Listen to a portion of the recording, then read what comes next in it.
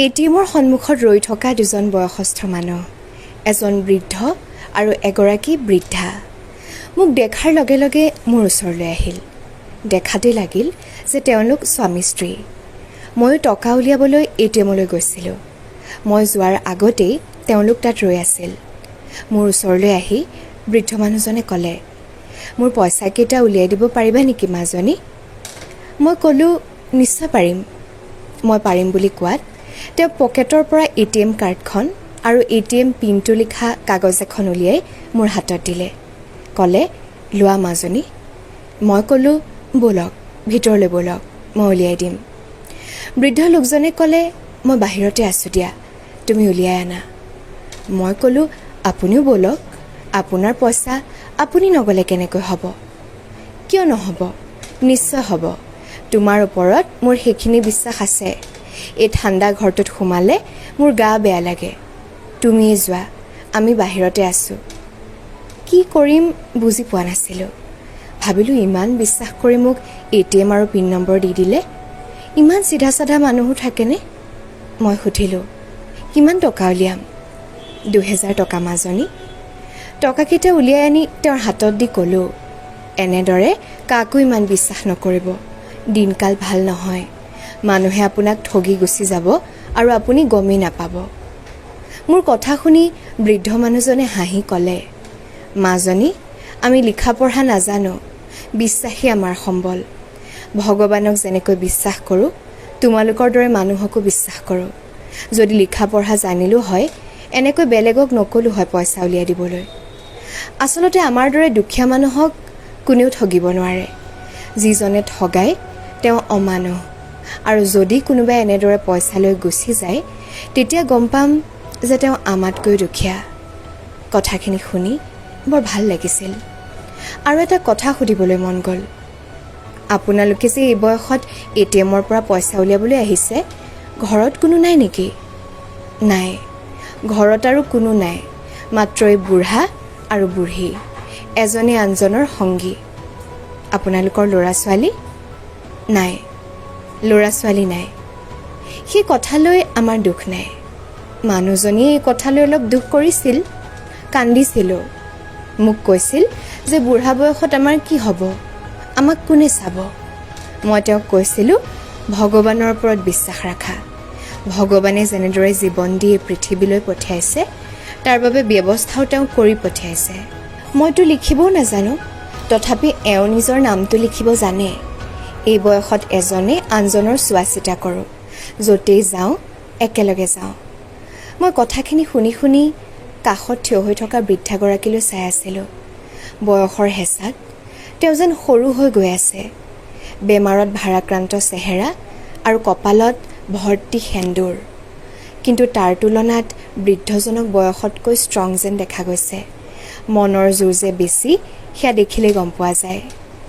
এই বয়সতো তেওঁলোকৰ মৰম কিন্তু কমা নাছিল।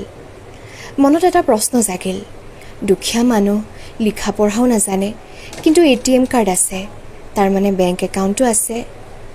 ভাবিলোঁ এবাৰ সুধিয়ে চাওঁ। তেনে সময়তে বৃদ্ধ লোকজনৰ পকেটত থকা মোবাইল ফোনটো বাজিল। ফোনটো অহাৰ লগে লগে বৃদ্ধাগৰাকীয়ে ক'লে, চাওকচোন, বাবাই ফোন কৰিছে নেকি? বৃদ্ধ লোকজনে পকেটৰ পৰা কিপেডৰ মোবাইলটো উলিয়াই লাউডস্পীকাৰত দি ক'লে, হেল্ল', কোৱা। ফোনটোৰ সিপাৰৰ পৰা এটা ল'ৰাৰ কণ্ঠ ভাহি আহিল, পইচা উলিয়ালা? অঁ বাবা, ঘৰলৈ যোৱা, মই তাৰপিছত ফোন কৰিম। ঔষধকেইটা নিবলৈ নাপাহৰিবা। ঠিক আছে, সাৱধানে যাবা। এইখিনি কৈ ফোনটো কাটি দিলে। তাৰপিছত ফোনটো পকেটত থৈ বৃদ্ধজনে হাঁহি মুখে ক'লে, এটিএমৰ পৰা পইচা উলিয়ালেই বাবাই খবৰ পাই যায়। তাৰপিছত আমাক ফোন কৰি সোধে, পইচা পালা? তাৰপিছত মই বুজি নাপাই সুধিলোঁ, বাবাৰ ওচৰলৈ খবৰ যায় মানে কোন বাবা? এই এতিয়া যে ফোন কৰিলে, শুনিলাই দেখোন। তেওঁ আমাৰ বাবে ভগৱান। প্ৰতিমাহেতো তেওঁৱেই পইচা পঠায়। বেংক একাউণ্টটো তেওঁৱেই খুলি দিছে। আচলতে 10 বছৰ আগতে মই এটা বেগ হেৰাই পাইছিলোঁ। বেগটোত কিছুমান দৰকাৰী কাগজ আৰু 20,000 টকা আছিল। বেগটো মই থানাত জমা দি দিছিলোঁ। পিছদিনা বেগটো যাৰ আছিল সেই ল'ৰাজন থানালৈ আহি বেগটো লৈ গৈছিল। তাৰপিছত আমাৰ লগত ল'ৰাটোৱে যোগাযোগ কৰিলে। সেই বেগটো বোলে নোপোৱা হয় তাৰ চাকৰিটো গুচি গ'ল হয়। তেওঁ ক'লে যে পইচাটো ডাঙৰ কথা নহয়, কিন্তু এই দৰকাৰী কাগজখিনি নাপালে কি যে হ'ল হয়, বৰ ডাঙৰ উপকাৰ কৰিলে। তাৰপিছত আমাৰ এই অৱস্থা দেখি ক'লে, আপোনালোকো মোৰ মা দেউতাৰ দৰে, মই আপোনালোকৰ লগত আছোঁ। দৰমহা হোৱাৰ লগে লগে মই প্ৰতি মাহে আপোনালোকক পইচা পঠাম। মাজে মাজে তেওঁ নিজে গাড়ী লৈ আহি আমাৰ খবৰ লৈ যায়হি। ATMখনতো সেই ল'ৰাজনৰে ফোন নম্বৰ দিয়া আছে। এই মোবাইলটো তেওঁৱে কিনি দিছে। সেয়ে মই মানুহজনীক কওঁ, চোৱা, যাৰ কোনো নাই তাৰ ভগৱান আছে। সৎ পথত থাকিলে ভগৱানে হাবি জংঘলতো খানা যোগাৰ দিয়ে। তোমালোকৰ দৰে মানুহ আছে বাবেইতো সাহস পাওঁ, বিশ্বাস কৰোঁ। সেই বিশ্বাস লৈয়ে আজিলৈকে চলি আছোঁ। যাওঁ দিয়া, তোমাৰো বহুত দেৰি হ'ল। মই তেতিয়াও ৰৈ আছিলোঁ। বুঢ়ী মানুহগৰাকীয়ে বুঢ়া মানুহজনৰ হাতত জোৰকৈ খামুচি ধৰি আগুৱাই গ'ল। কম সময়তে ইমানখিনি কথা শিকাই গ'ল। জীয়াই থাকিবলৈ এসোপা টকা নালাগে, লাগে সততা, বিশ্বাস আৰু ভৰসা কৰিবলৈ এখন হাত। সেয়া থাকিলে মৰম ভালপোৱাৰ কেতিয়াও অভাৱ নহয়।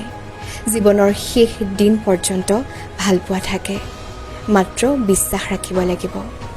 সঁচাকৈ যাৰ কোনো নাই তাৰ ভগৱান আছে। ভগৱান থাকে আমাৰ সকলোৰে লগত, আমাৰ কাষত, আমাৰ মাজত। ধন্যবাদ।